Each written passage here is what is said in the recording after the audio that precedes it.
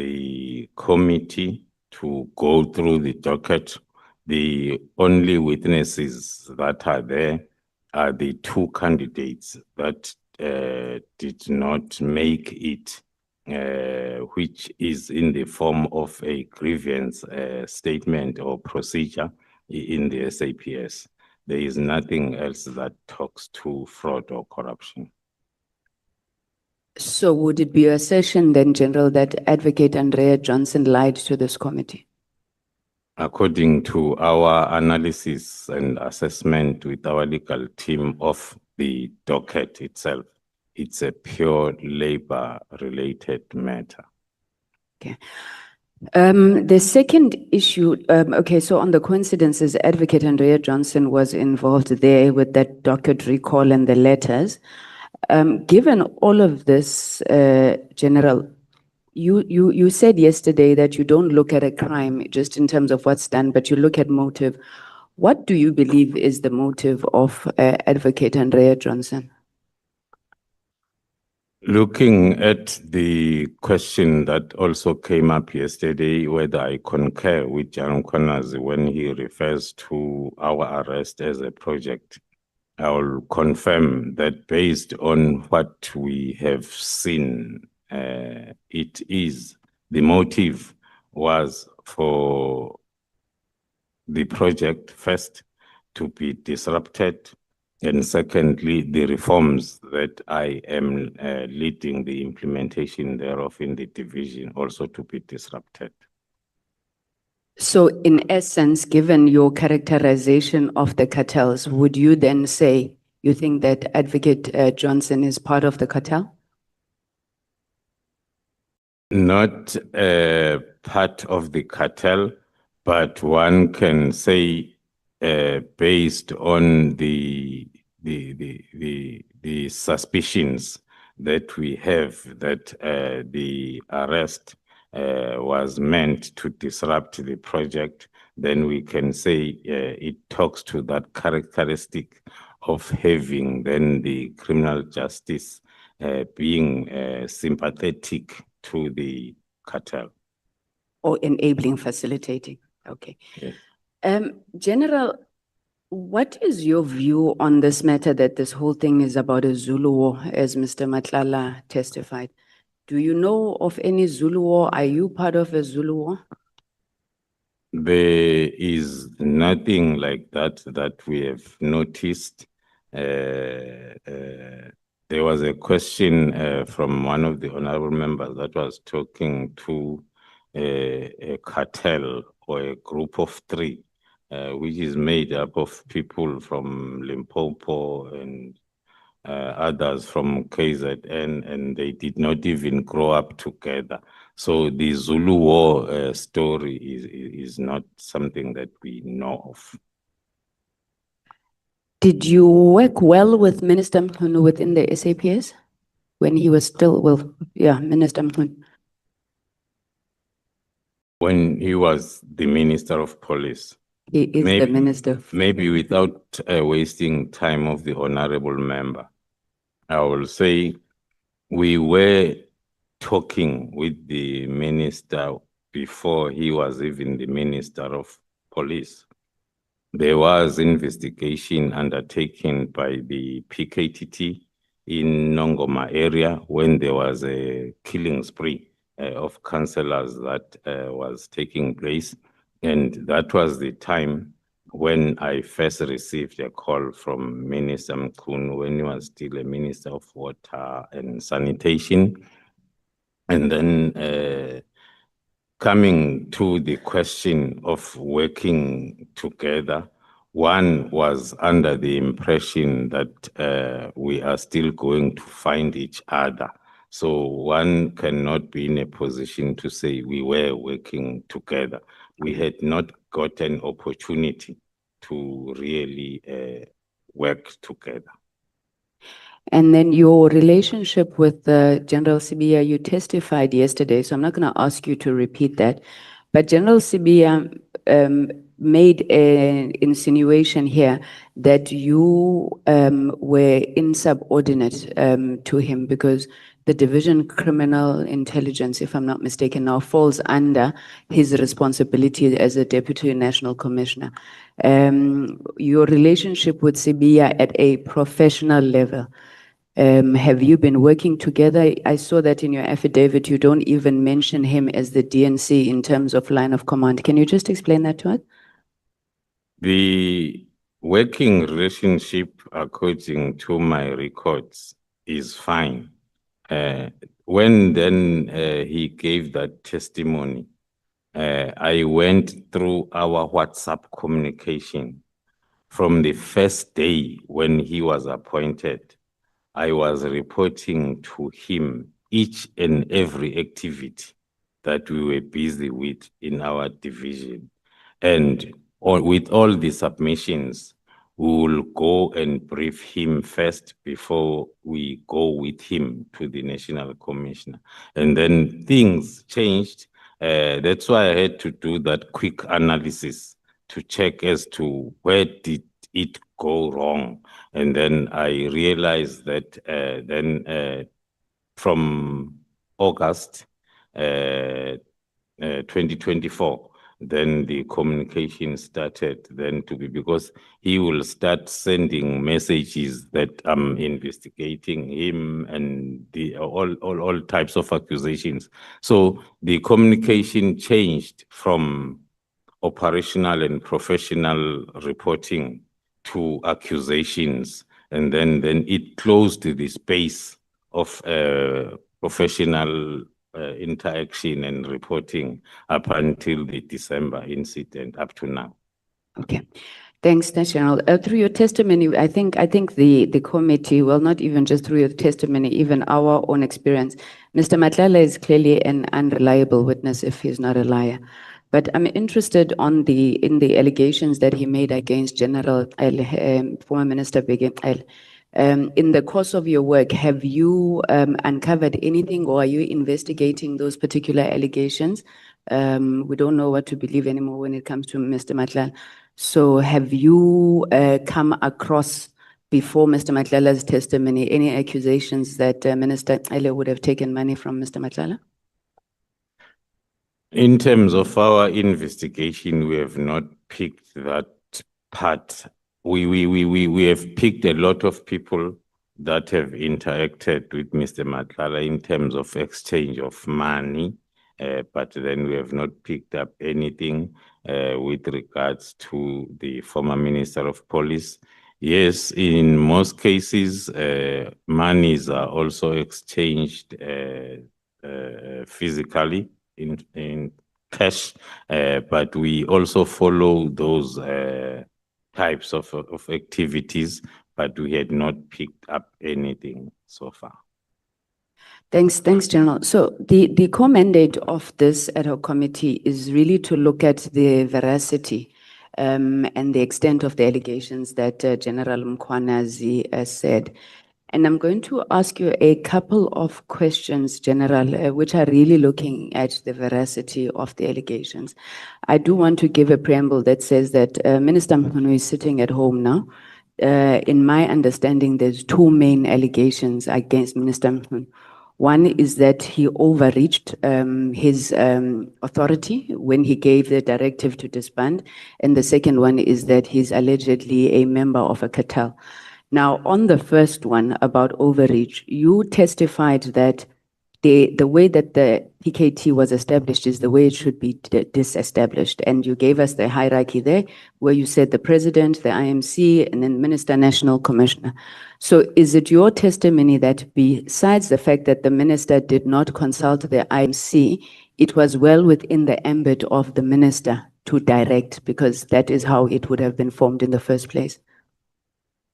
According to my understanding and my view, the minister did overreach because those are operational powers of the National Commissioner to establish and de-establish the task team. Even the provincial commissioners, they have those powers. So I will make an example of the task team. that was established through the directive of the minister in December, when then the minister did not write an instruction, spoke with the National Commissioner in terms of the Eastern Cape challenges, and then the National Commissioner then established the task team. Okay, I don't want to belabor this point, so we can pass, but I do want to say everywhere where I look in your affidavit, there's 4 instances of approvals when it comes to the task teams. Whether it is reports, it's a recommendation by National Commissioner, whether it is this establishment plan is a recommendation, all the approvals reside with the minister. But I want to move on to the next allegation that is made against the minister. So you testified, General, and I hope I'm not going to use words interchangeably. I don't know the difference between a syndicate and a cartel, and maybe you could just speak to it. But in paragraph 108, you said that Mr. Molefe is a known cartel member. And then I think you then said here he is dealing in drugs. Is he just dealing in drugs, or you believe he's a business person who exerts influence over SAPS officials? Is it part of your tenderpreneurship characterization? That is correct, Honorable Member. Now, you then said these cartels are organized criminal networks with clear objectives. General Mkhwanazi then testified before Madlanga that Mr. Matlala and Mr. Molefe were members of the Big Five cartel. Is that your understanding as well? That's correct. Okay, what is the relationship link between Mr. Matlala and Mr. Molefe that draws that conclusion that they are a member of this cartel? In terms of evidence that we have that is going to be placed before court as their matters are consolidated, we will be then at liberty to dwell on that part of evidence. Okay, I'm asking this because on paragraph 127, you had said that if the National Commissioner had not referred the Jerry Bushuga case to you, Matlala may not have been on your side. So you seized the phone, you analyzed this data. So are you then saying that, well, would it be correct to say that your argument is that there is a cartel based on the information that would have come from Mr. Matlala's phone? That is correct, Honorable Member. Our investigation, as it's indicated in my statement, that stems from the killing of Mr. Aman Swart. The first person that was identified was Mr. Katiso Molefe, whom then we have linked with the killing. And we started then to identify the cartel when we're investigating the motive for the killings. So the ballistic reports assisted us in identifying other cases that went as far as now linking that's why I put it clearly there that Mr. Matlala was brought to us through a tray. We were going to meet him later on when we do the ballistic report that will link the cases where he is a suspect and also Katiso Molefe is a suspect. But this case of kidnapping brought him closer to us sooner than expected. Okay. Now, Minister Mkhwanazi testifies that he knows Mr. Brown Mokgotsi, however, he has never instructed him to engage with Mr. Matlala. Do you have any evidence to the contrary of what Mr. Mkhwanazi testifies? The statement makes it very difficult for one to confirm or not. Sorry, General, that's not my question. I'm saying, do you have any evidence that Minister Mkhwanazi is the one who instructed Brown Mokgotsi to engage with Kat Matlala? No, we do not have evidence that says the minister instructed. The minister and Mr. Matlala, both of them, they testified that they do not know each other, and they even produced an affidavit where it's deposed by Mr. Matlala saying he's never met with the minister, Minister Mkhunu, nor does he have any business links with him. Now, do you agree or do you have any evidence to the contrary that Mr. Matlala and Minister Mkhunu know each other or have any business dealings with one another? No, we do not have. Now, you've shared with us, WhatsApp communication between Mr. Mkhwanazi and Mr. Matlala. I'm trying to figure out, are these messages, which you outline in paragraph 169, are those the messages that lead you to then conclude that Minister Mkhunu is a member of the drug cartel? No, Honorable Chair, through you, the messages are not meant to prove Minister Mkhunu being the member of the cartel.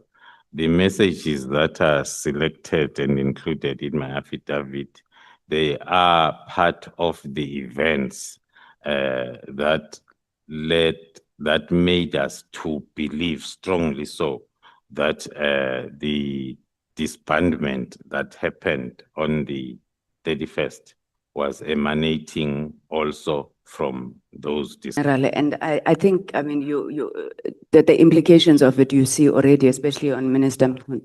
When you were testifying yesterday, you said you do not believe in investigating after you have arrested. Now, you have, or at least General Khumalo and then General Mkhwanazi, then supported by your testimony, you have gone out and accused Minister Mkhunu of being part of this cartel, whether he's an enabler, a facilitator, and you said the reason is because he ordered the disbandment of the PKTT. Now, I'm asking you, and I have to ask you because we've asked General Fanima Semula, we've asked General Khumalo, where is the proof, whether it's your messages or anything that says Minister was instructed by Brown Mkhwanazi, Matlala, whoever, to disband the PKTT? Because all the messages that you have shown us, they do not come to that conclusion. There's nothing for us. Where's the smoking gun? The messages in the investigation, there is what we call direct evidence and circumstantial evidence. So if you look at the events as they are happening, and you look also at the communication in terms of the WhatsApp messages, that's what makes one to have those strong suspicions and a belief. General Khumalo, I'm so sorry to interrupt you. I would understand the concept of circumstantial evidence as much as I understand conjuncture, suppositions, insinuations, allegations, but it's a very, very serious allegation against Minister Mkhunu. I've gone through most of the messages that have been put before us from different witnesses, and at no point do I see anybody discussing with Minister Mkhunu the disbandment of the PKTT. The closest to it that I see is Brown Mkhwanazi speaking to Matlala saying the guys are being disbanded, whatever they say between them. Where does Minister Mkhunu enter? Because circumstantial evidence, it can't just be an issue of we looked at these messages and then we have these suspicions. The man has, his career is destroyed, he's sitting at home. At which point does it point directly to Minister Mkhunu? As I've explained, Honorable Member, there is no direct evidence currently, but then the investigations are still ongoing. But then have you not now arrested or at least accused before you completed your investigation, which you said is against what you set out to do as part of your professional work? On that answer, on that question, Honorable Member, I'll respond in this format. The allegations that are probed in this committee as well as in the commission are stemming from the press conference. And then there are investigations that are ongoing that are not included either in the press briefing and also, as I indicated yesterday, in the affidavits that are submitted to. General, do you believe that General Mkhwanazi erred in going out and making such accusations in public against Minister Mkhunu when you are still investigating? You have no evidence that you're able to adduce before us that Minister Mkhunu is part of a cartel. No, I don't believe so. So it's correct to go around and accusing people and saying we're still investigating? It depends, Honorable Chair, as to the situation as well as the narrative, because the press briefing is not an affidavit. And then the investigations, as there are affidavits that are included. It's before us, General, both yourselves. You've put affidavits before us. And when we're asking you, where is the evidence to back up the statements that you've put in the affidavit? It can't be that it was a press briefing. That's what I'm trying to explain, Honorable Member, that there are lots of investigations that are ongoing, stemming or coming from the press briefing.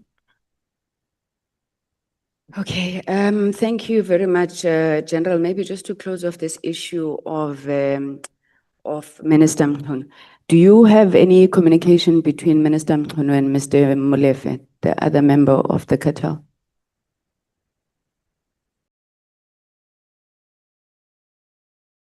I'm trying to think deep and run through the investigation route as to where one can locate that part of investigation. But in terms of this submission, it's not included, but it is the subject of investigation on the main cases. Okay, General, I've got 3 minutes left, so if you could please work with me, I'll try to be very quick. Evidence of corruption of the judiciary, if you could just speak to us, because there's a lot of allegations that have been thrown by SEPS as well against the judiciary. What has been done there? And then my final question, in the event I'm not going to come back, what is it going to take to fix these problems at SEP, which some of us believe are linked to personalities, but what will it take? And then do you think you as the top officials of SEPS will ever be able to work together again? Thank you, General. Thank you, Chair. To work together, maybe starting from the end, reversing, working together, it's still possible, and it has been there for a very long time. And then the current problems started with maybe the new appointments that then did not gel in terms of the work that is supposed to be done from the top management point of view. So I believe it can still be fixed. Corruption against the judiciary? In terms of corruption against the judiciary, on our findings so far, we can confirm that there are strong suspicions of the whole of criminal justice system being affected or infiltrated. There are individual investigations that are taking place. I cited a lot of examples yesterday from the Eastern Cape, judgment on Namhla case, to the bail decision in Gauteng in terms of Pesitau and also Mr. Mlife's continuous bails. So there are investigations that are ongoing in terms of getting evidence, criminal investigation. Thank you. Chair, maybe through you, may we please request that the committee writes to SAPS and requests the names of the judges that SAPS says are implicated. I don't believe the work of the Ed Committee will be complete without that. Thank you. Thank you very much, General. Thank you so much. And let me reconfirm that your time is only ending now. Because, honorable members, there has been a speaker before Honorable Sangoni took the platform. That was Honorable Breitenbach. I could see that you had forgotten and you think that I'm giving the ANC an undue advantage. We don't work like that. We are men and women. We are men and women of integrity. Yeah, we are men and women of integrity. We have moral standards which we will never lower because they impact on our credibility as individuals. That's how we must be known and that's how we must be respected. Can I take the Chief Whip? Thank you, Chair, and good morning, colleagues, and good morning, General. General, I just want us to talk to money matters, General. One of the reasons that were advanced by the Minister with regard to his decision for the PKTT to be disbanded was the issue of the budget, that it was taking a lot of money.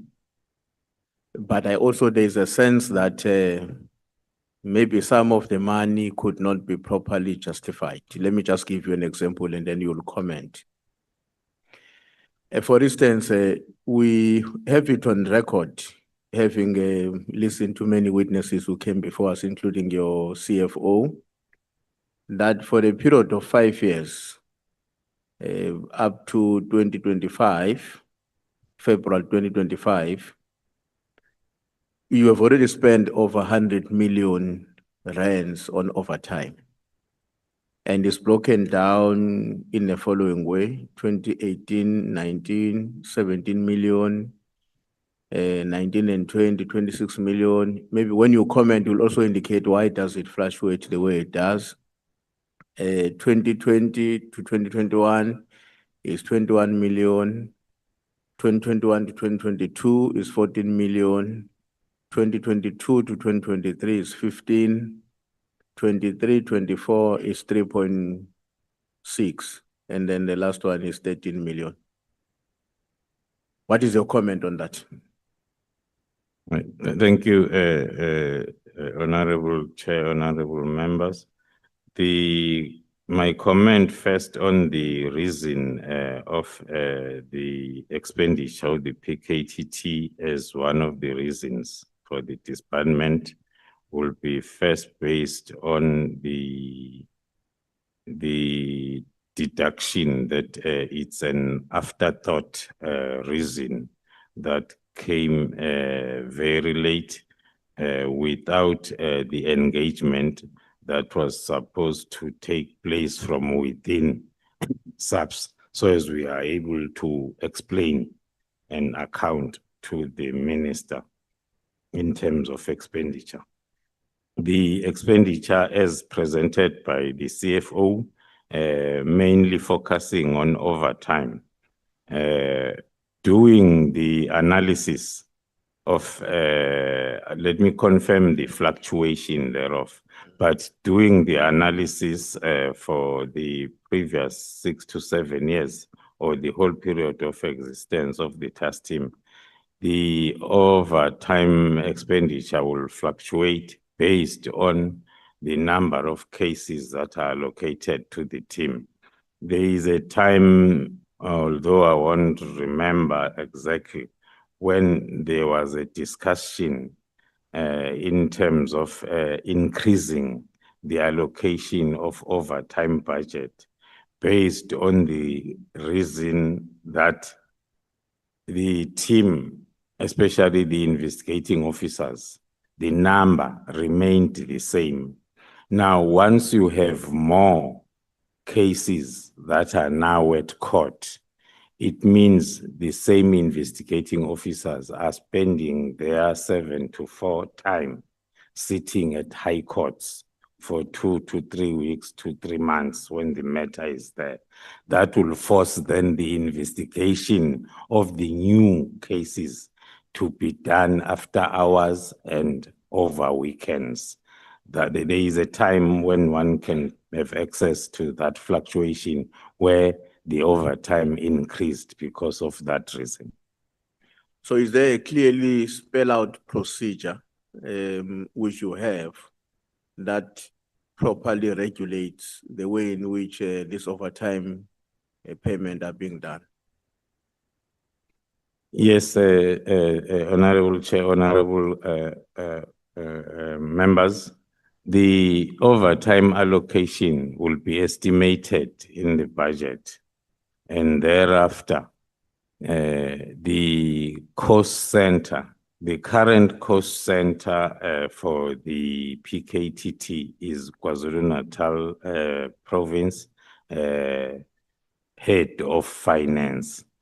So each commander of the team will apply for certain hours of overtime to the MAJOC commander, giving reasons and duties that will be performed after hours or over the weekend by those members. And that application will go out of the task team, will go to the finance section of the province, KZN, for approval. So that is the standard procedure that is in place in order to put controls that the PKTT operators or management are not both the player and the referee, in the fact that they approve the duties and they also approve the overtime. So they will approve the duties to be performed after hours or over the weekend and submit to finance in KZN for them then to approve. And that approval first gets the recommendation by the provincial finance head, and then it will go to the deputy provincial commissioner crime detection for final approval. That is the standard procedure. Okay. Gerald, what is meant by in your budget items, there's something that is called cell phones, consumables, and Section 205. Maybe I'll understand the consumables being the airtime, data, and all of that. But what is meant by 205, Section 205? Yeah, thank you, Honorable Chair, Honorable members. It's a short word that talks to each and every investigation will need then the part of the investigation talks to the application of communication data to the service providers. So that expenditure is for, I can't remember which service provider, I think it's Telkom, that is selling us as the police or as government that information. Others then are giving it for free, but then you need to provide consumables like the discs to save those bulks of communication data. But the cell phones, they are not procured annually. So, or they are procured annually. So if I'm a member of a PKTT, I have to make use of a cell phone, and you give me today. Are you giving me another one next year, or I have to remain with the same phone? No, that's a consumable based on the monthly fees that are paid on a contract. Not the handset? Not the handset. Okay. In your affidavit, General, you are arguing that beside the PKTT, there are other task teams which are in existence and also using a lot of money. I think you made an example with the one on mining, about which you said so far it has probably used close to or just above 1.1 billion. Now, and you are saying if the concerns of the minister were really about the money being used, he should have considered that as one of the task team. And they are also saying he, the minister himself, created another task team in December, which had to deal with taxi violence in the Eastern Cape or somewhere. But the main contention there, your argument, is that therefore, because of those reasons, you believe that it was not appropriate for the minister to use the cost of the PKTT as one of the reasons for him to suggest that it must be disbanded. What is your understanding of, let me put it in this way. The state can allocate me R1 billion as an example, and I account for it effectively and convincingly such that AG and all state institutions are happy, but then give you 100,000 rand and you fail to account for it. Let's not deal with the value for money, but just accountability. You are unable to account for it. Don't you think that the minister might be having a cogent argument in relation to the method and the way in which the money for PKTT is being or has been accounted for compared to these other ones? Never mind the figures, which may be more or less the same or even one being above. Yes. No, thank you so much, Honorable Chair, Honorable Members. The reason why we are scrutinizing, I scrutinized that reason for my affidavit was firstly to show that it is my belief that it's not true when you refer to the political killings task team. The budgets for all the interventions are assigned to the particular cost center that is responsible for accounting for each and every cent. So the CFO is the chief of all the cost centers. And then the CFO's office is doing the continuous monitoring and making those that are running the cost centers to account. So the expenditure by the political killings task team is not different from the expenditure from any other task team. The scores are the same for accommodation, for meals, for S&T allowance, for overtime. It is the same throughout. And the central cost center in Pretoria is the one that is monitoring then the expenditure by these task team. So the PKTT is not a standalone team that is spending this money differently or treated differently or given the money. No, the expenditure and the scores are the same across the task teams. The reason why we are flagging the new task team for December that was initiated during the tenure of the minister, firstly, was to show that the task team approach is not something that you can get rid of. Task teams will always be needed as and when there is a need, where you need to attend to a problem that needs the task team approach.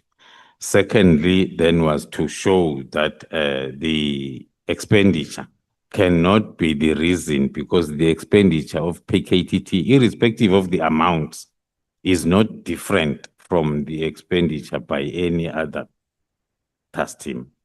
So General, maybe to make it easier for somebody like me who's external, the amount of money paid for a member per hour on overtime is the same across the board.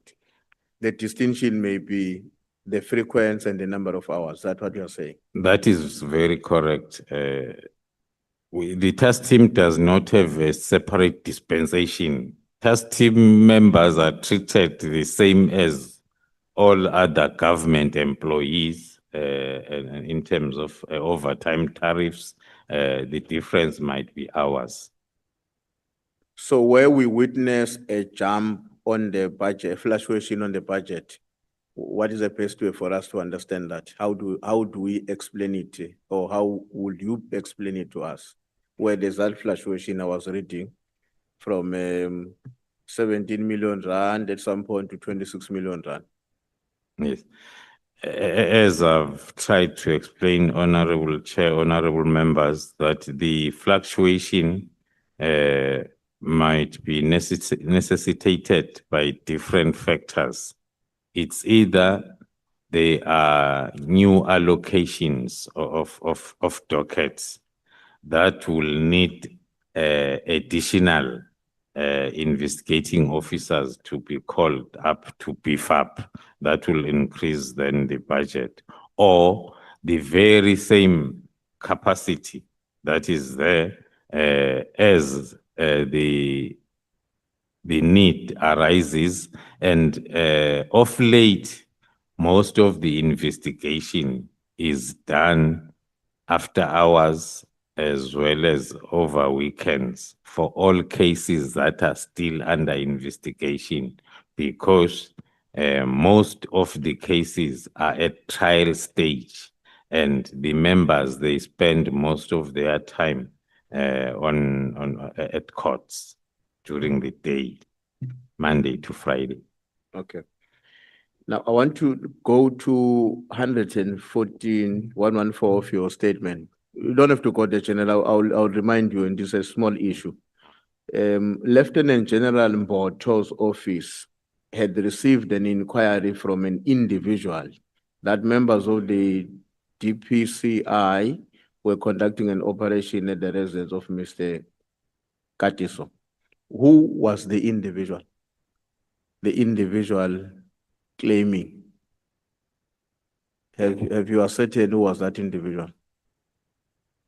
That is coming through you, Chair. That is coming from Brigadier Mkhwanazi's affidavit, who then I think Captain Kruger, according to Captain Kruger, he was told by Brigadier Mkhwanazi over the phone and advised that DIVCOM, Lieutenant General Mboto's office had received an inquiry from an individual claiming to be members of the DPCI.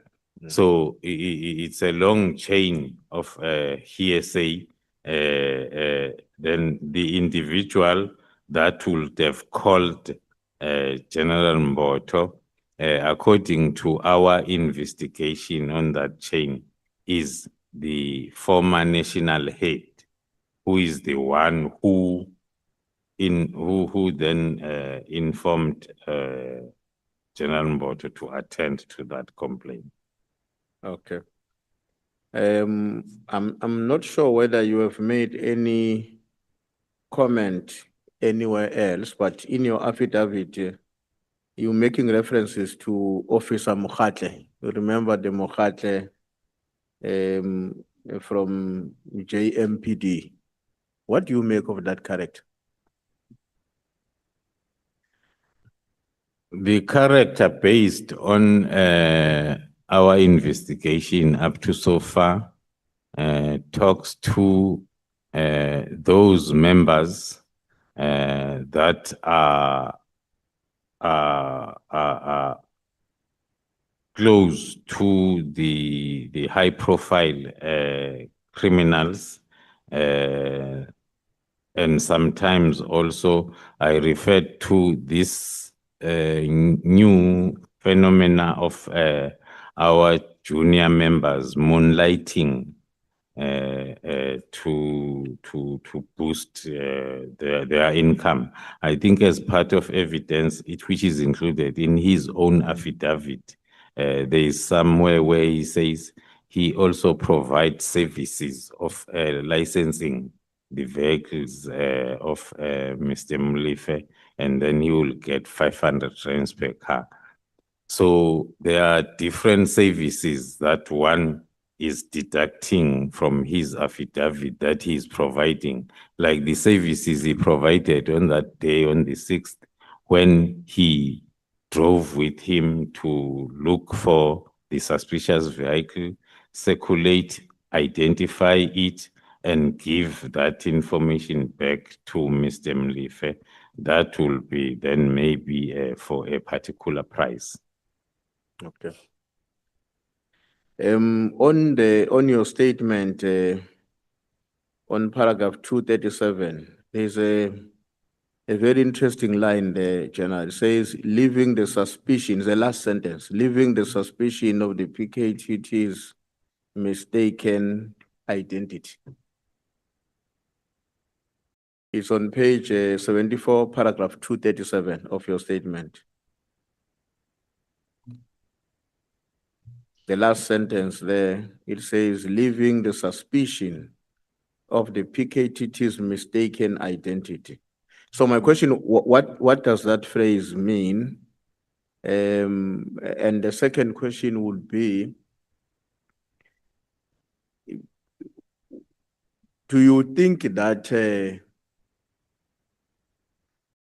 the minister acted consciously to aid or in support of the nefarious activities of other people that wanted to do certain things that are wrong, or the minister might have acted in good faith, unknown to him that his actions were at the service of other forces with wrong intentions?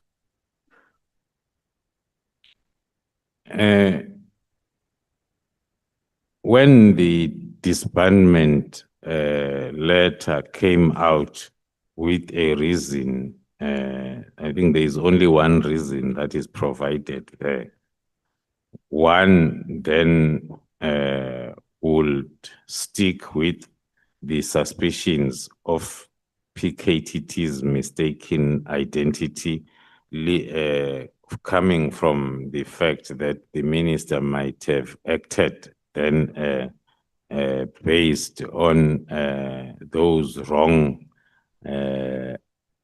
advices from people that wanted the PKTT to be disbanded. But the afterthought reasons then are raising the suspicions of acting knowingly, because now all the reasons are not holding up according to our understanding as people that were involved in the project itself, leaving then confirming that suspicion that the PKTT was mistakenly identified as the team that is investigating the cartel, which was not correct. Okay. When we listen to General Pasani, the former National Commissioner, one of the assertions he made was that he believes that there should be a distinction between a person who is your substantive role and the one who heads the operational task of the PKTT. What is your comment on that? His view was that this should not be the same person. What's your take on that? I will not agree with that assertion if it's without the reasonable reason. Up to so far, I look at that assertion as being personal because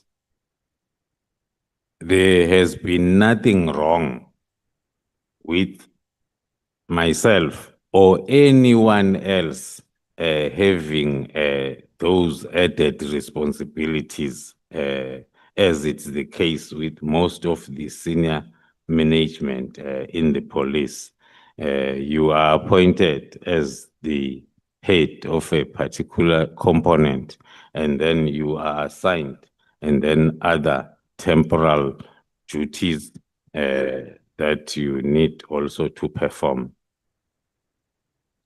As a divisional commissioner responsible for crime intelligence, I would imagine that is a strategic responsibility which requires you to provide a strategic direction for the country in its entirety. Without having been a police officer, because I haven't been, I'm assuming that that should be a very demanding charge responsibility on its own. And then you have this other role of a PKTT coordinator, which I suspect is operational. To what extent does that leave you with sufficient time to respond to the strategic responsibilities you have at that level when you are also seized and engaged with operational matters of the PKTT? Thank you, Chair. Maybe then this is the opportunity for me to further expand on why I believe that that assertion is personalized. I explained the methodology of the PKTT, and according to my understanding,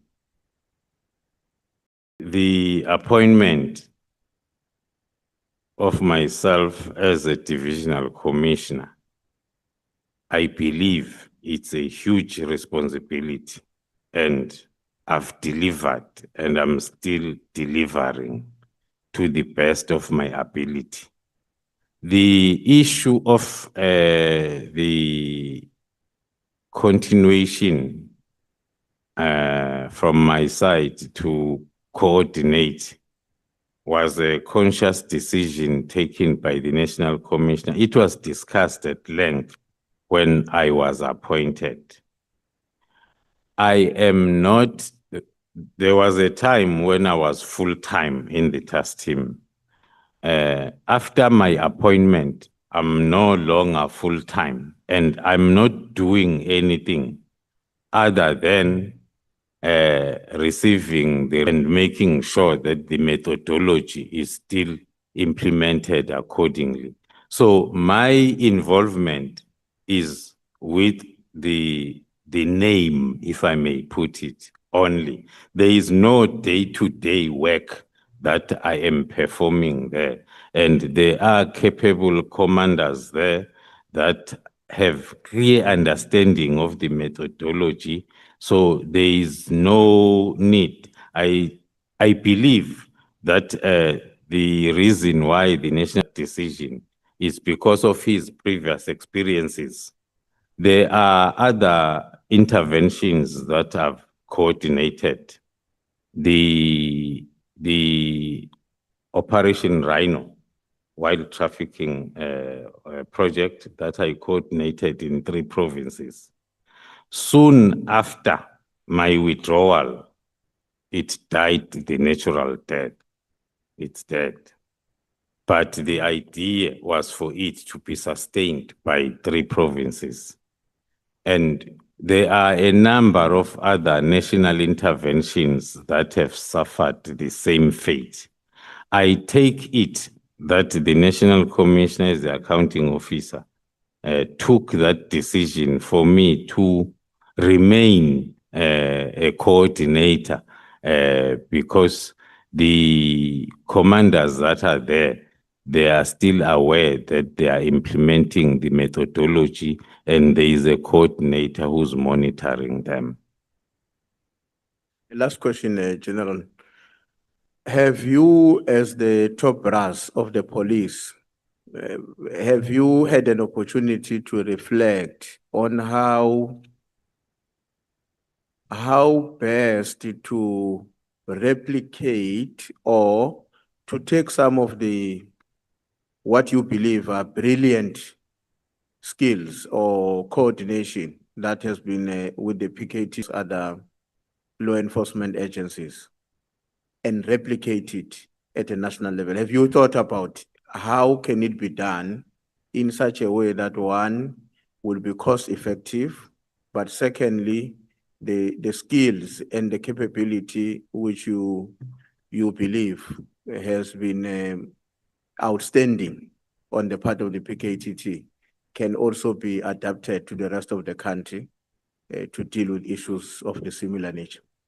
Thanks, Chair. Thanks, General. Thank you, Chair. There's been numerous attempts. Maybe let me start by saying we have been recommending that for a very long time. And there's been numerous attempts to discuss and implement that. There was a period when there was an instruction that each province must send 5 or 6 members to the PKTT to learn the methodology. Indeed, it happened.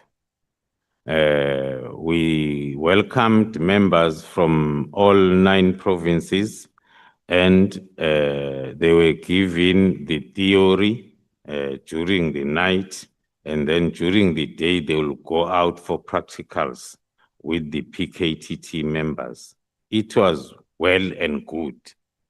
But as soon as they went back, the instruction was then implement what we have learned. The problem that we have is there are no Kumalos in these 9 provinces who believe in this methodology, because this methodology needs the support from senior level. Now, when these junior members... Chief Whip, in case you get pressed for time, you are released. Thank you. Ngithokoze General Khumalo. Ngizokuthoma mhlambe ngokukubuza ngento ezinenganyana lapha ku issue ye-IDEC. Mara kokuthoma ngifuna ukuku-assure that the issue of the Minister of Police being his life being in disarray, I don't think it's true, because the minister still enjoys the benefits of Parliament, because he's on a suspended leave, he's getting his salary, he's got bodyguards, he's better off. In fact, it's a perversity of justice as far as we are concerned as Mkhonto Wesizwe, that the president has erred in that. But I'll start by saying the issue of IDEC. Who arrested you?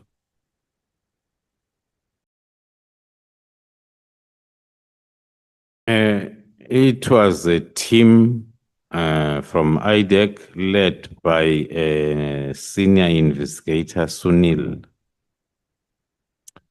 Is this the same individual previously mentioned being part of the alleged rock unit at IDEC?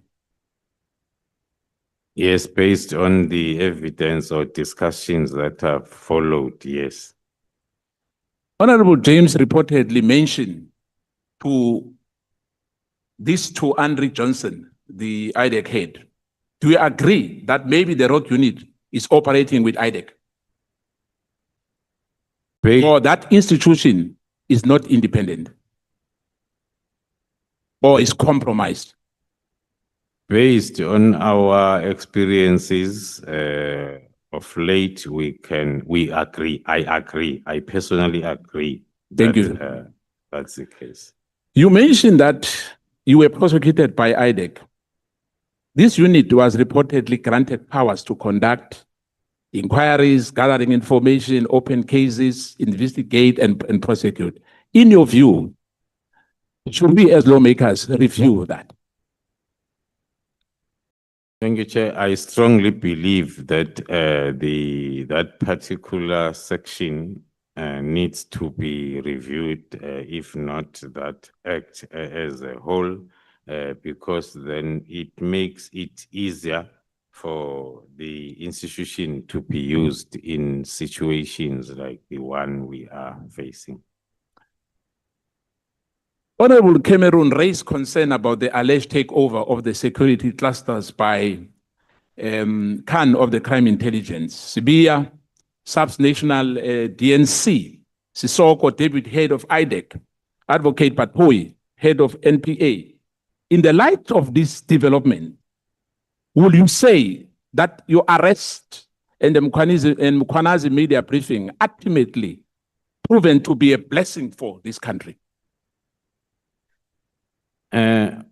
One have to agree, because as I was narrating the timeline yesterday, because of time, I could not get to the finishing line to say I'm arrested. We are arrested on the 26th, 27th of June. And then there is a press briefing on the 6th of July. Today we are here. Thank you, General. In their own admission, when I asked Advocate George Johnson about the participation on the interview of her husband,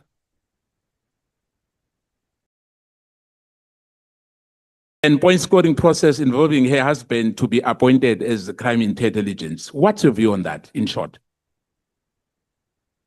By failing, let me just finish it by saying, by failing to recuse herself, she improperly influenced the outcome, creating a clear conflict of interest and breaching her duty of impartiality. That constitutes serious misconduct and abuse of authority and may attract internal disciplinary action or manipulation if is proven as a criminal liability. Do you agree with me on that? I do agree. It's highly irregular. There was definitely a breach of fiduciary duties, yet you were not criminally charged on HR matters before the internal process. Do you need any help, from anyone in that regard, according to you, in terms of how you were arrested? What we have been taken through the processes, because we are not different from other employees of SAPS. We have been temporarily transferred out of the environment, and then there's been investigation departmentally conducted, and we have been cleared. When it comes to the criminal part, we have successfully opposed the bail condition that, according to us, was encroaching to the departmental processes, which was like suspending us indirectly. That says we must not go back to the offices. So we have successfully fought that part. The only part that is remaining now is for us to go on trial. We'll appreciate that opportunity to go on trial and listen to the evidence led, and then we defend ourselves. Coming to the issue of Brigadier Nkwashu, you said that he took food and clothes to Katiso Molefe while he was in custody. Is that true? That is correct. We have affidavits and evidence talking to that. Is Brigadier Nkwashu charged as we speak here? I won't be in a position to confirm the HR-related processes. From our side, we submit reports to the accounting officer, and then the accounting officer then will deal with those reports the normal way, like referring them to the HR department to institute actions. Don't you think that it would be fair that Brigadier Nkwa should be in charge for what he did? Everybody who, according to our information and evidence, interfered and is still interfering with our operations, both departmentally and criminally. And there are investigations that are ongoing because the interference has not stopped. It's continuing every day. Coming to, I know that this matter is in court. The Senzoma case investigation, it was intelligently driven investigation, am I right? Not sure, honorable member, because I was not involved in that investigation of Senzomewa case. So the issue of Kininza, you don't know, it was not approved by you? No, it was before my time. Now that we know that a country relationship, a corrupt relationship with EMPD, the issue which you've spoken about and is on your affidavit, that a JPE member, I think Mkhwanazi, is taking 500 rand from Mr. Mulife for registering cars. Did you charge Mkhwanazi for that? Because that's criminal. The process so far, we have submitted the report to the department, which is JMPD. From our side, that is one of the dockets that are with the NPA for decision. I guess there's negligence and indolence as far as these matters are concerned, in a sense that they drag for too long, because our people, abantu angibeke ngesikhethu, abantu ekhaya bayacomplaina ngokuthi mhlambe imraro le eyenza ukuthi kube nongwarangwarana, kusho ukuthi mangikhuluma ngongwarangwarana kusho ukuthi kuna these personality clashes between the security clusters, in a sense that abantu abasana confidence ngendlela izinto ziragwa ngakhona la ekhaya, ngikhuluma ngekhaya, ngikhuluma nge-South Africa, ukuthi when it comes to the judiciary, in fact, one member, unfortunately, we spoke about the issue of the judiciary for a very long time. He's been complaining for years that the judiciary is corrupt, the judiciary is captured. And as we sit here, we know today that there's one judge who's on bail in the issue of Usandlane. I think it's a church-related matter. But she's not the only one. And I guess that as a core committee, it's not about you, General, on this one. We have to take a decision on that matter, because we can't make allegations and it ends as allegations. I know that Nina njengabantu abantu kanjalo aba responsible for the safety of South African citizens. There's nothing wrong of what you did, and I'm going back to that issue of the minister, because we have to connect the dot. The court will decide whether a writing an investigation of what, or let me put it, your findings, whether we are correct, is not upon you. Your job is to investigate. And hence I'm saying to you, there's nothing wrong of what you guys did when it comes to the issue of the minister, because the issue of disbandment as well, whether Mkhwanazi, Ket Matlala, and General Sibia were, according to the statement which you put before us, for me, from where we are sitting as Mkhwanazi, we believe that there's nothing wrong which was committed by you as an investigating officer or any state agents, because those are investigation. You haven't judged the minister as yet. The court will decide. And hence I was saying to you earlier, there's nothing wrong with that. But coming to this General, I'm going to pose a few questions for you as well. I'm going to say to you, because I don't want, in fact, let me just leave the matter of this PKTT, because we've traversed that matter on several occasions with different witnesses here, and my colleagues have done so earlier. But I can't ignore it.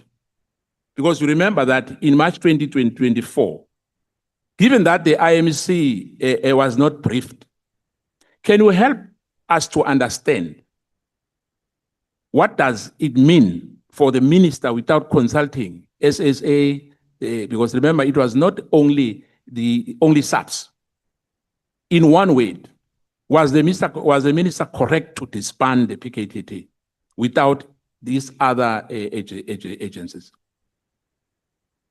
As per my response in my affidavit, I'll still maintain that according to my view, it was not correct for the minister to disband the PKTT the way it was disbanded.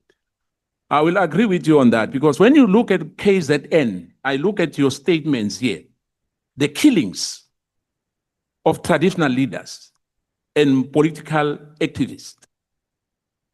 And besides that, there was a task team which was established, I think a month earlier, before this task team was disbanded, which for me means that there was an ulterior motive.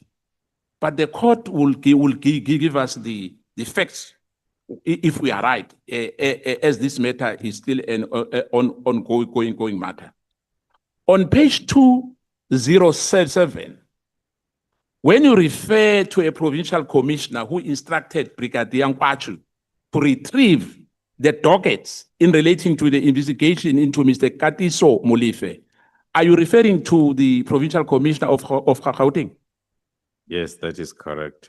Is that a normal procedure for a provincial commissioner to intervene, specific with criminal dockets, to the extent of even threatening a member of SAPS and intimidating them to take action on what seems to be an operational questionable instruction, as you agree that I'm not sure, let me not put weight into it. Is it correct for the provincial commissioner to do that? It is for that reason, Honorable Chair, we included that on our timeline that is raising suspicions, because there are lots of unfamiliar actions that are coming then on that instruction of the 16th of April. The provincial commissioner is supposed to do that through the deputy provincial commissioner responsible for crime detection. In relation to Matlala's phone, I want to, I think, try to find out about this, because Advocate Johnson was here. Did Advocate Johnson lie to the committee?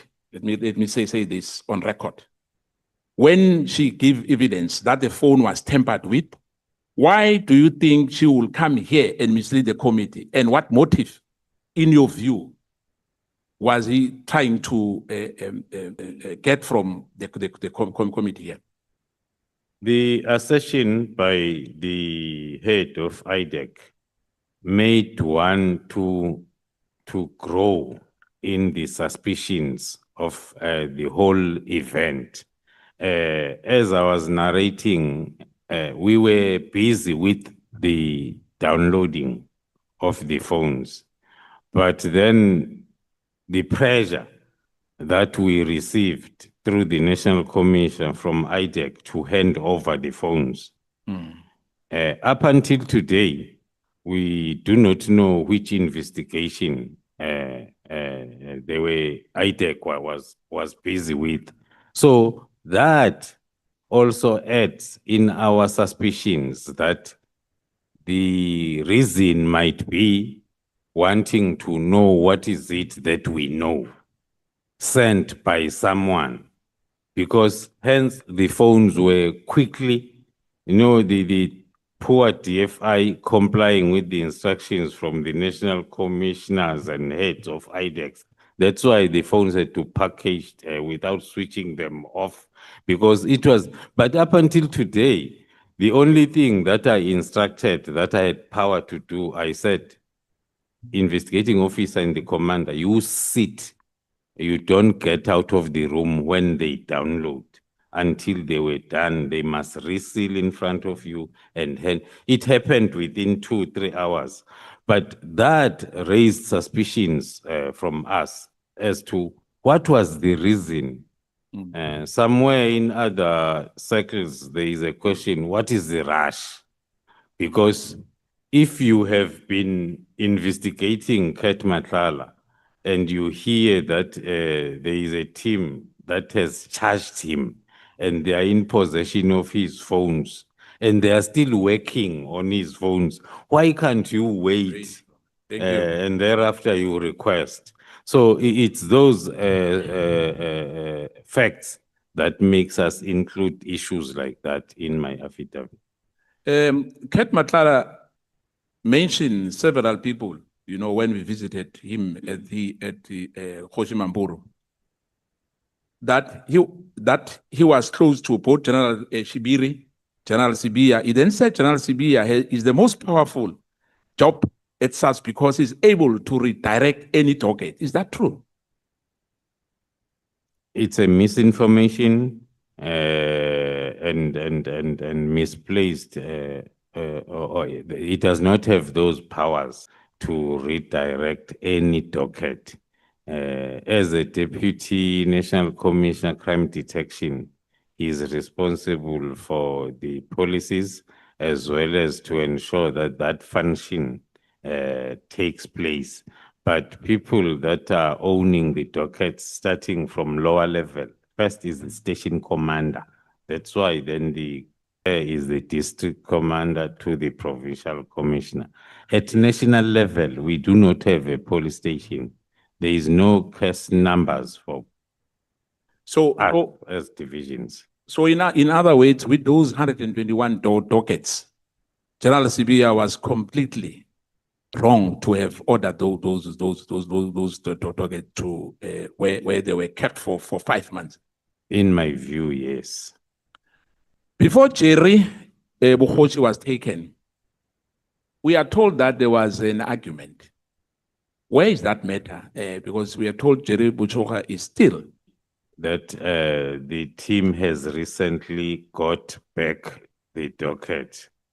Then the team then is in the process of attempting to revive the investigation that was done up until the 6th of December 2024 in order then, one, to find the victim of kidnapping and also to find those responsible.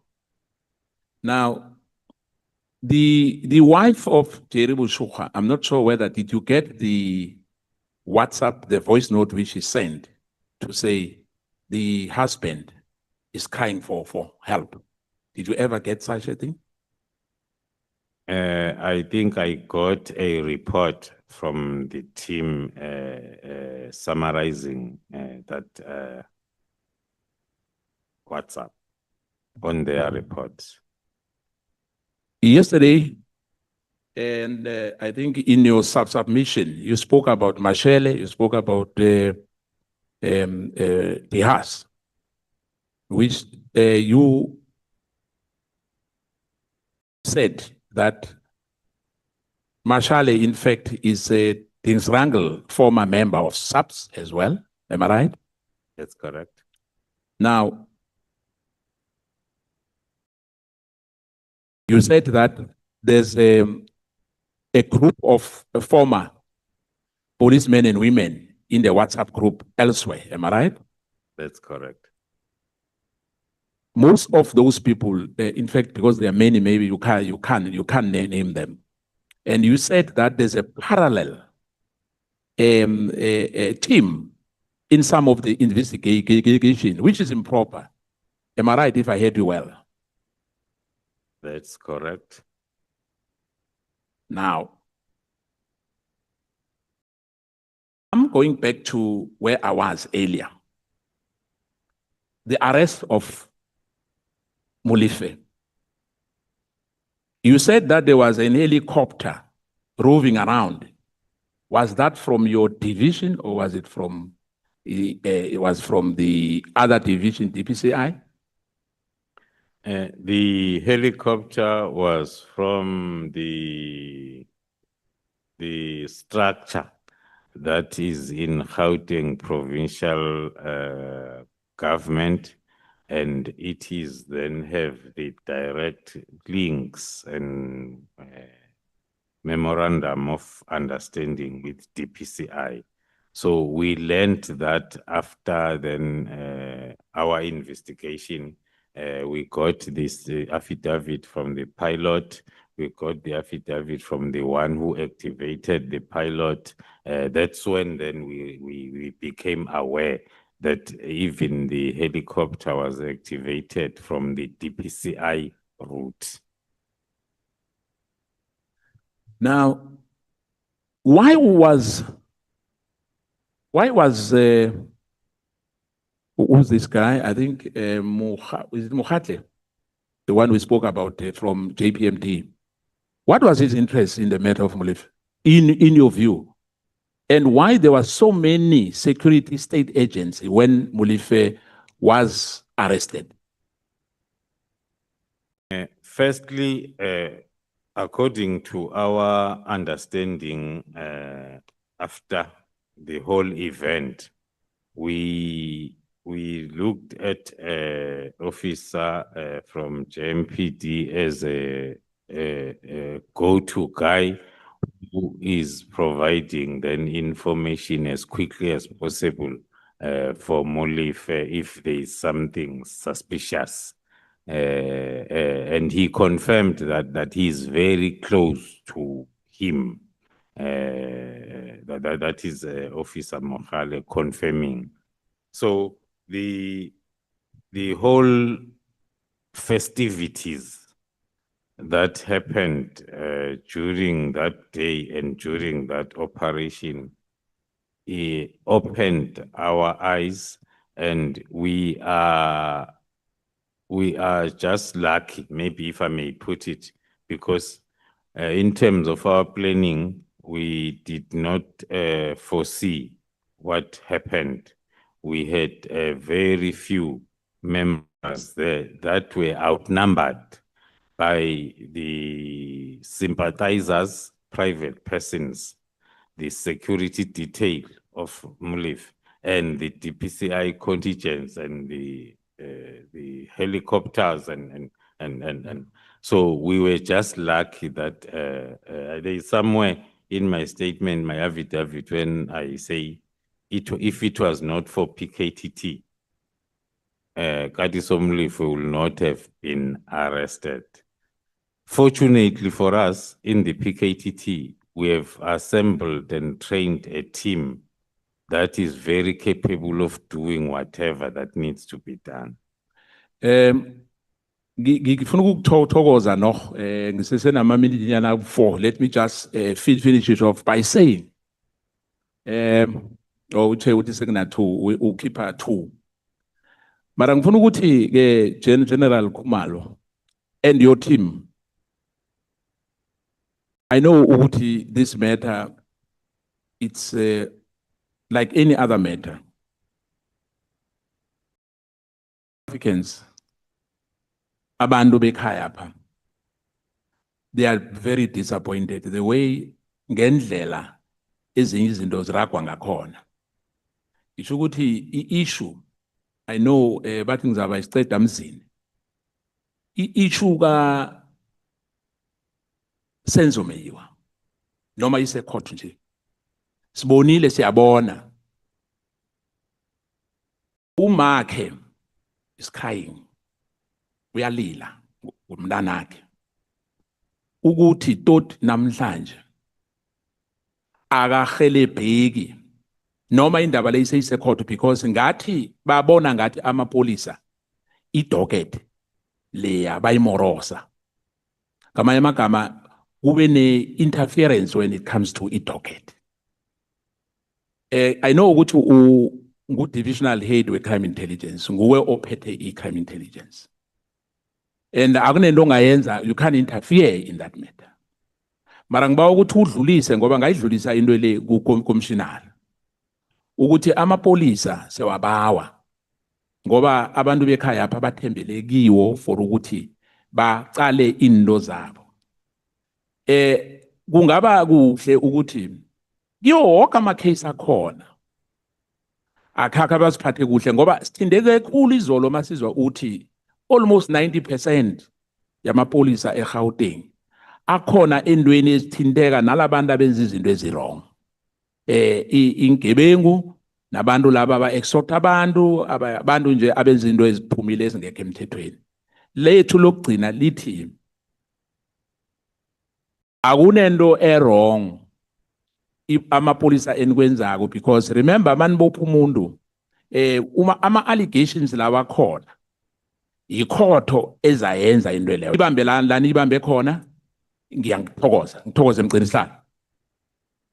Thank you so much, Honorable Skosana. But Muja Morago ke kgosi, we tolerate you as the last speaker, hoping that you will say you end up taking a minute. Before we conclude, we are going to give to Advocate Arendse. I just want to check one or two things with you, General. Advocate Batoi, when she was here, she said to us that the reason why investigations could have been jeopardized, in the sense of jeopardized, in the sense of Meiwa case, was because there were multiple teams from the SAPS that went there doing parallel investigations on one case. And you say to us here that when you were dealing with one case, there was a situation where the Deputy National Commissioner also appointed a parallel team to go and work on the same case, and eventually the docket was even taken away from the other team. Did I hear you correctly? That's correct, Honorable Chair. How rife is such a practice on cases? Because now we have more than one cases where something like that happens, where you have parallel teams investigating on the same cases. How rife is that in the SAPS? Thank you, Chair. That is very rife. The investigation has become now an opportunity to do wrong things, depending as to especially the high profile investigations, because there might be a team that wants to get in so as then they further their negative objectives of extorting monies from those that are or might be responsible. So that is rife. Hence, the methodology of the PKTT, as I've been explaining it yesterday, there is only one investigating officer and the rest are experts, and they are all owning that docket. One of the reasons why it's not easy for us to implement this methodology that will help on the issue that Chairperson is raising is it makes the chances of corruption, this approach makes the chances of corruption to be very slim because there is no IO who's owning the docket. The docket is owned. In fact, the accusations that I've received is I give the dockets to people that are not investigating officers. The docket remains with the analysts that are unpacking it every day. When the IO comes back with a statement, they take that statement and then they analyze it against all the evidence that they have in their respective analysis fields. So the docket is owned by the whole team, is not owned by. So Khumalo is a problem with the PKTT because this methodology that is implementing makes it impossible then for that tendency of removing the dockets to whichever team that you will want. So the involvement of this supernumeraries, because I mean, you can imagine once you have more than one team, it means the numbers are unnecessarily bloated in one case. So the involvement of this supernumeraries is driven by a more than sufficient interest in the case.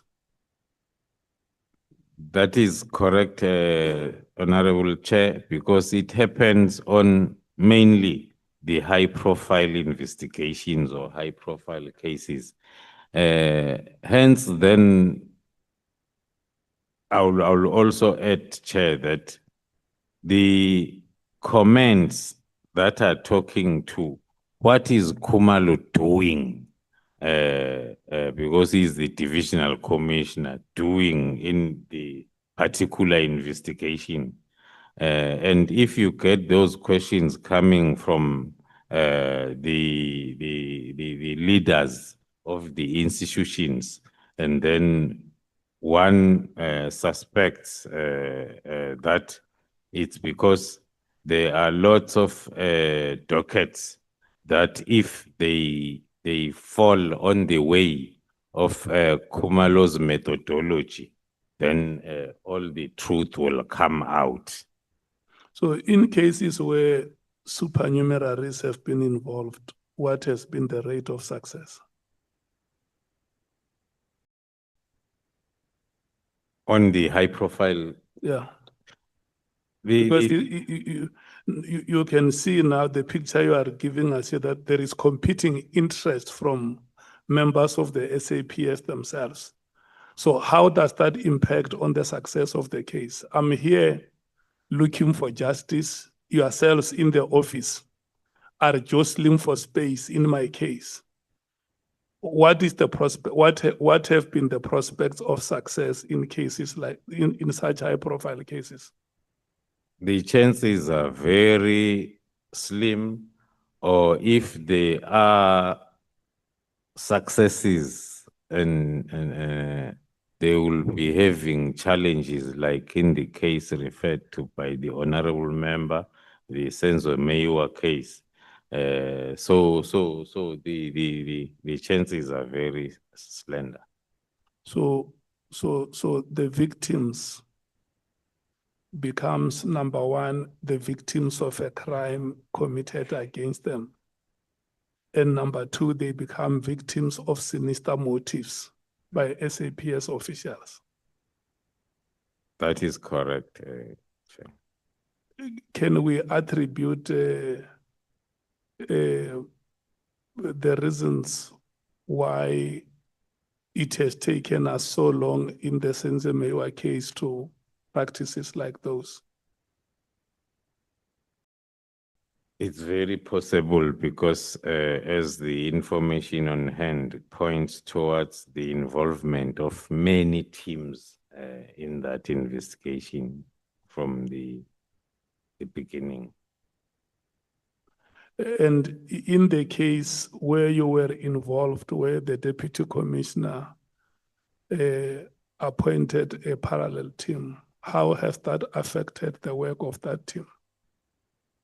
I pointed it out, Chairperson, Honorable Chair, that we were starting with the operationalization of the intelligence and evidence that we had on hand on the 6th of December 2024. Now, when then we were halted, and then it affected the investigation because now after almost after a year, that docket is coming back, and then we have to go back and check as to what is it that is still there. It's like starting from scratch. Honorable James has asked you about the 2021 case at the Durban Harbour, where a container with a consignment of about 500 million or more was detected by the police. Do you still remember that incident? Yes, I do, Honorable Chair. Did I hear you properly that the consignment from the container was offloaded by SAPS officials? It was the statement by the honorable member, but I concurred with her in terms of the reports that we have. You are concurring with the statement that she made? Yes, sir. And that the consignment was transported from Durban to Johannesburg? Yes, we confirm. Okay, and then in the position, because it's 5 years now since 2021, maybe 4 years and some months to complete 5 years. In the position that you are as the divisional head of intelligence, can I assume that you know those people who, or any person who would have been in that position before you? Can I assume that those officials who offloaded the consignment and transported it from Durban to Johannesburg are known in the SAPS or to the authorities? Can I make that assumption? Yes, we can make that assumption, Honorable Chair. And then are those officials still in the employ of the SAPS?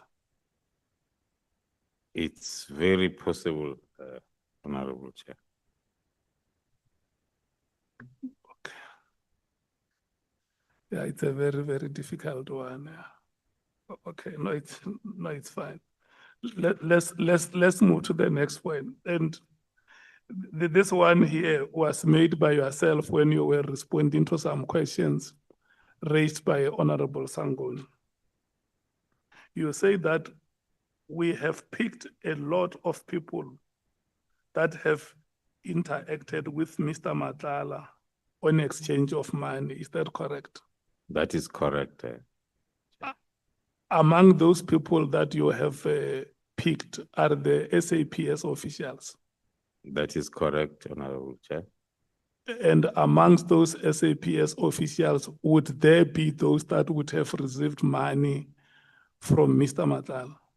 That is correct.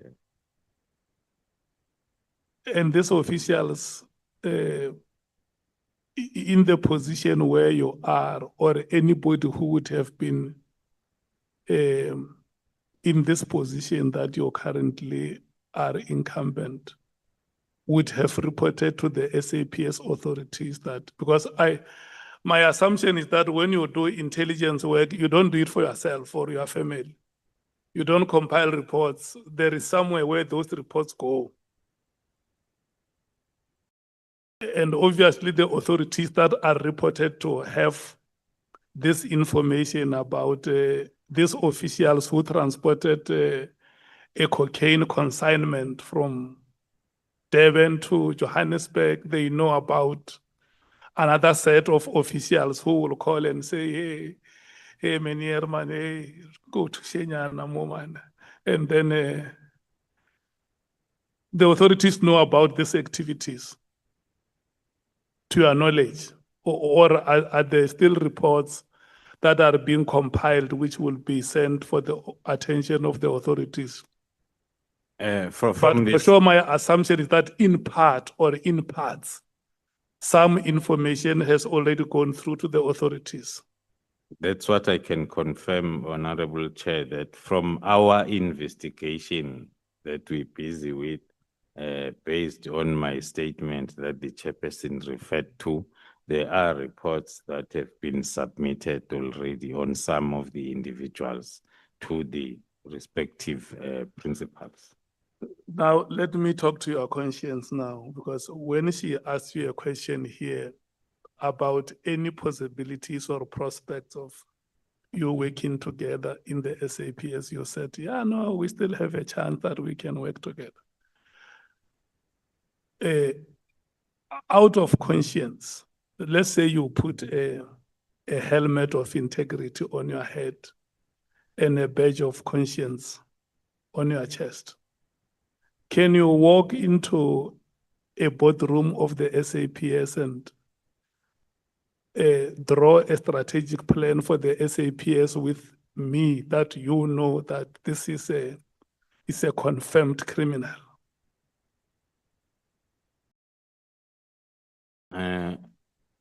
It has been happening like that, Chairperson.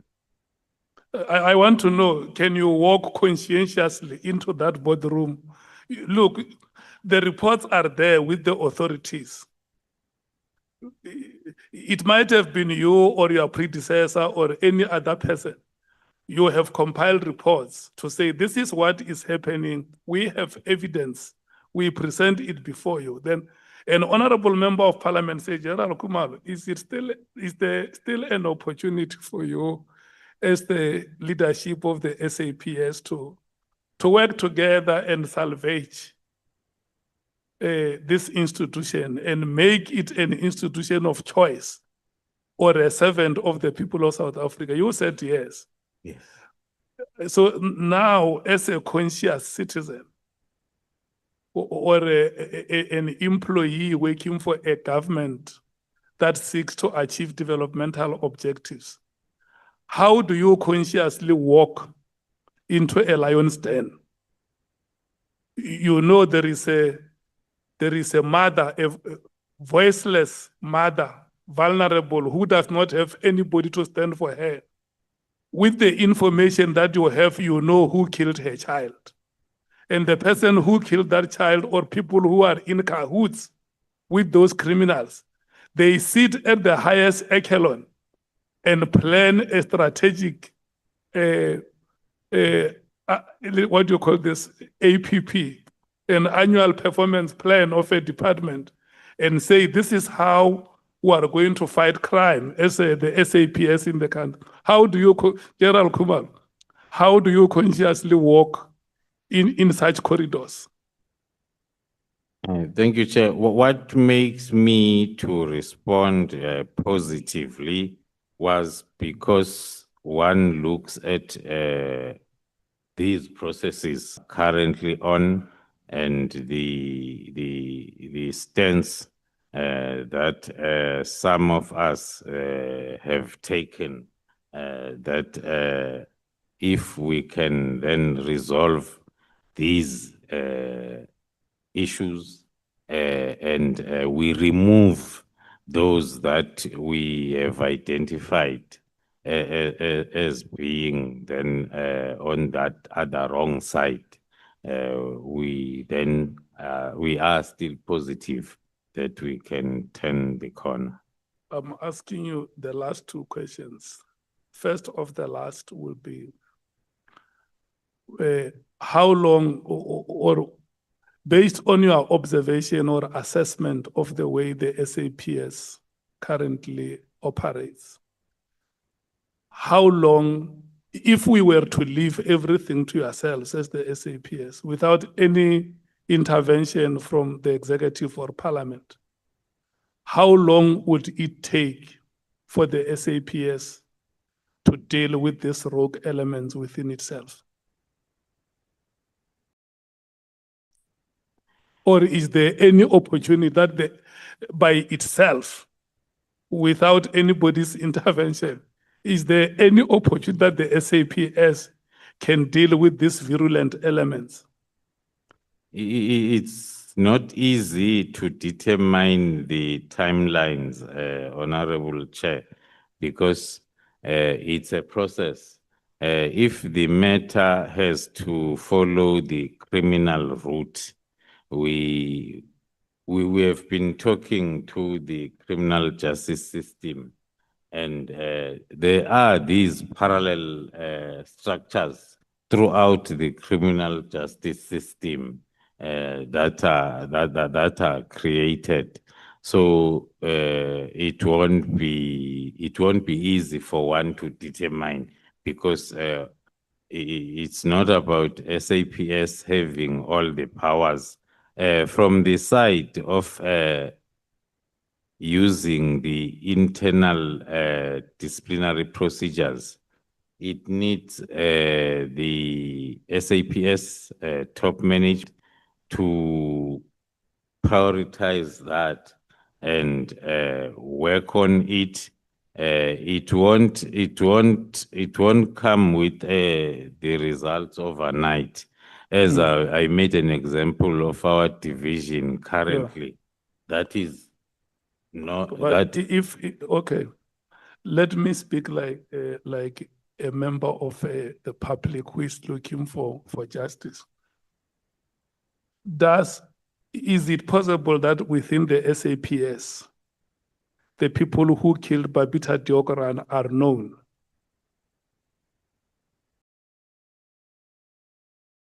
Within the SAPS, it's possible. Is it possible that the people who killed within the SAPS? Yes, it's possible. Or officials of the SAP, it is possible that one of the officials of the SAPS knows who killed Babita Deokaran?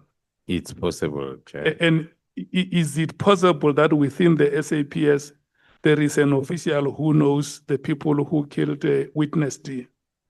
It's possible. Is it possible that within the SAPS, there is an official who knows the people who killed DJ Waras? Very possible again, Chair. And many other victims whose names are not being mentioned. Yes. Is it possible that there could have been SAPS officials involved in the murders of those victims? Looking at the. You have just mentioned the murder of Swart, yes, that there was an SAPS official involved. That's exactly why my response has been a yes, because I was saying, looking at our experiences, in one of the cases, I think there are about 3 or 4 cases, political related cases in KZN, we had 2 members of the shift that was hired as hitmen. The case of Cindy Somakaka. Yes. Where you say that the gun that was used to kill him comes from crime intelligence. It's all those experiences that makes one to respond positive on your questions, Chairperson. Okay. So my last question to you would be then to say, in the light of the picture that you have presented before us, the shenanigans that happen within the police officials themselves, and the escalating levels of crime where the onslaught against the public goes unabated. And with the seemingly state of paralysis that is there in the SAPS, because it's like it has been disabled. It can't arrest criminals, but it knows who the criminals are. What are the recommendations that you are making before this House of Parliament? That if the following were to be done, we think we can get the SAPS right, whether in terms of legislative interventions, in terms of policy, operational, daily operations, anything. What are the strategic interventions that you think can be done to help the SAPS to be an institution of choice for the people of South Africa? Thank you, Chair. Is firstly, according to my opinion, is to continue cleaning out the rogue elements uniformly so within the whole SAPS, so as then we can be able to start to have a clean SAPS that is going to focus on the same goals, other than the current moment where we have all these problems that are related to issues of integrity. And in terms of oversight, I will also, that's why I was reluctant to answer the question that talks to what is it that SAPS alone can do, because there is a need also for the strengthening of the oversight without duplicating, but strengthening it such that then it's able then to give the proper strategic overview of whatever activities that are taking place within SAPS. But how manifest is this to the provinces? Do you have, what is being depicted here at national level? Does it have manifestations at subnational level? It's possible, but one then is not having the picture currently, but it's very possible. Okay. Advocate Arons. Thank you, Chairperson. Fortunately, I actually just want to feed into or pick up from those questions you posed to General Khumalo, which I think are critical. And hopefully it's a sign that as we complete this final phase, we're thinking of possible solutions and what remedial action we can propose to Parliament. So just in relation to that, I've got a very short time, General, so I'm rather going to put these questions to you, and hopefully you can capture them and respond. There's a clear divide within SAPS at senior management level and seemingly also through the ranks, given your testimony yesterday that some 90% of the Gauteng officers are somehow working for or connected to the cartel. And this is also clearly apparent from the witnesses that have appeared. Some of these witnesses, like yourself, like General Mkhwanazi and others, and there's also other witnesses who have been in the system for years, who now express support for General Mkhwanazi after his 6 July media announcement. Was this discontent or tension within SAPS, was this brewing for all this time? Was it evident to you as someone who's been in the service since I think the early 90s, 1991? Has that been the case? Thank you, Honorable Chair. The response, as one was growing within SAPS, you are exposed at the level where you are.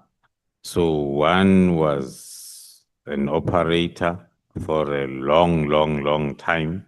Then when you get to strategic levels, and then you start then realizing that there is somewhere where I made an example of a chocho by a constable or a sergeant underneath the tree in the rural areas. Then you realize then that because as you grow up the ranks, then you get to the levels where you are, you realize that the problem is much bigger than what you knew all along as you were growing up the ranks. So I know we, and maybe as the lawyers, we're supposed to find or come up with these answers.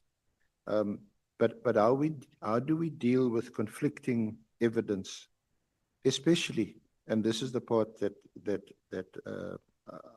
I'm requesting your response, especially where we hamstrung by confidentiality restrictions, classified issues, which you are perhaps privy to. For example, we know of the two persons clearly that have been mentioned who are part or two of the five of the cartel, but we don't know the other names, and the other names are under investigation by crime intelligence.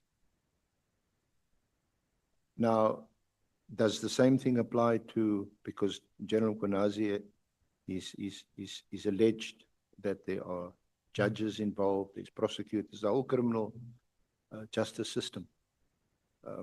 No judges have been mentioned to us. Prosecutors, Shamila Batoy testified before us. He knows some people have been disciplined or so, but certainly according to her evidence, no prosecutor, especially senior prosecutors involved in high-profile matters, has particularly been mentioned to us in this committee. Thank you, Chair. The honorable member, one of the honorable members yesterday raised an issue of a previous discussion by the committee in terms of maybe clarifying the issue of an in-camera evidence by some of us. As it's indicated in my affidavit that there is other evidence that one is not legally allowed to share in a public platform. So maybe then it's something that the evidence leader and the committee has to look at. Okay. Yeah, we've just recently had a meeting, and yeah, we will with the chairperson work on that a bit more. So you suggest an in-camera hearing, obviously with the authorization of the Joint Committee on Intelligence. Yes. Now, these three are related. Much has been made, especially by Minister Mkhunu, of what is regarded, because these, you remember, this is one of the reasons after the event that he gave for the 31 December 2024 directive. Much has been made about what is regarded as the disproportionate amount, hundreds of millions, as you know, spent on PKTT in relation to political killings, especially in KZN, as compared to the unacceptably high daily murder rate, especially in our poor communities. And in this regard, you highlighted the differences between the murder and robbery unit and the PKTT. But it appears, and you must please just clarify this, it appears that the mandate of the PKTT has been expanded or has been made more flexible? For example, your intervention on the 6th of December when Molefe was arrested, and when you also went to the Eastern Cape and dealt with the Fort Hare matter.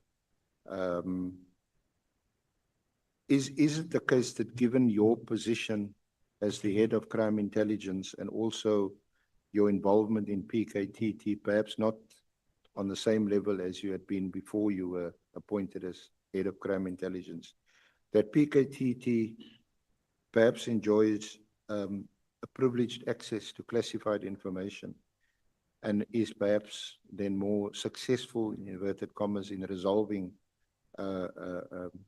murder cases than your ordinary murder and robbery unit? Thank you, Chairperson. It's not true. The truth is, as long as we concentrate on this name, by the way, as people that established this team, we do not know where this name is coming from, PKTT.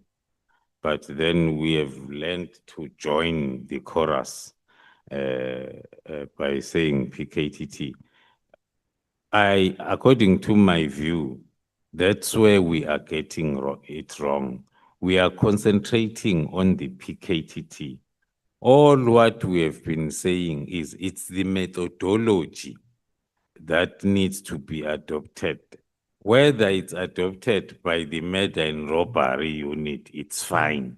Whether it's adopted by DPCI, it's fine. Why we are voting for this methodology, it's because it will deal with most of the issues and the problems that were raised by the chairperson a few minutes earlier, that we have integrity issues.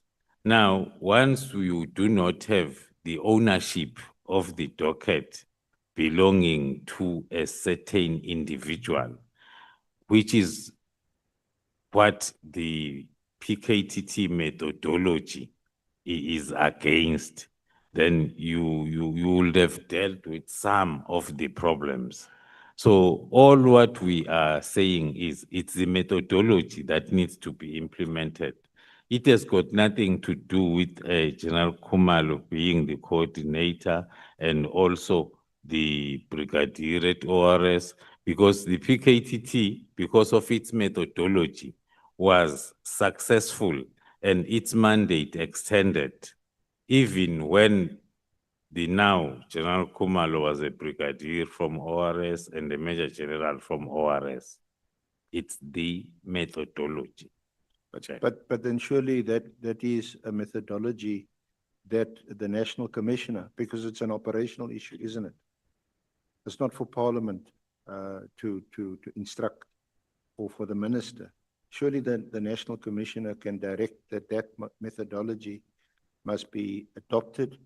And then there's also those I forget the name of it now. I think it's Section 10 of the Police Act, where they have these. I think you have quarterly meetings. The senior officers. You know what I'm talking about, with the National Commissioner, and surely there we one of the reasons why you meet is to coordinate your work across the country, across the provinces.